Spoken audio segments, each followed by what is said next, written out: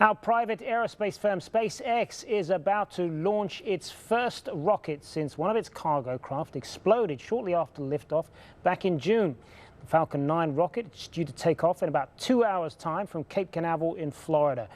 The company's unmanned Dragon rocket was bound for the International Space Station when it broke apart 2 minutes into its flight 6 months ago. The firm has a supply contract with NASA worth $1.6 billion. Let's talk about this now more with Francisco Diego. He's a research fellow in physics and astronomy at the University College London. Thank you for being with us. So what's different this time around? It's all pretty ambitious for a company that, first of all, was recovering from this catastrophe 6 months ago, the failure in June, and failed as well to land the rocket on a barge in the ocean twice. So what's different about this version of the Falcon 9 that could help it succeed this time around?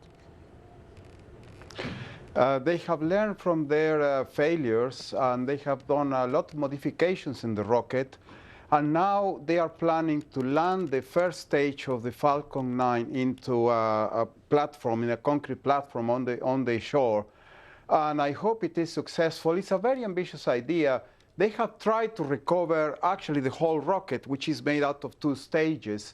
The second stage, the upper stage, which in this case will carry on into orbit to place at 500 kilometers of altitude, 11 satellites in orbit, the communication satellites.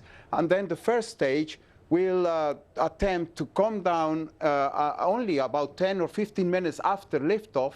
It will try to land on this concrete platform vertically. It's a vertical landing, firing the retro rockets and deploying some legs there to land softly on this platform and reuse the rocket again. And that is saving money, saving materials, and recycling the main part of the rocket.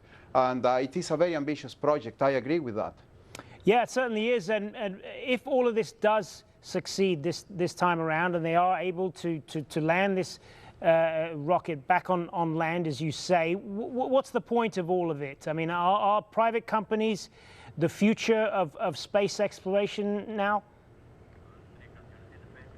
It is a very robust program because you have several companies now delivering satellites, delivering cargo to this International Space Station, and this very rocket with the Dragon spacecraft will deliver, in a couple of years is expected, will deliver astronauts to the space station. So for the first time after the space shuttle, the United States will be in a possibility of launching people to the International Space Station, which at the moment is only in the hands of the Russian Space Agency. Good to speak with you, Francisco Diego, joining us there from London. I'm the leading state sponsor of terrorism.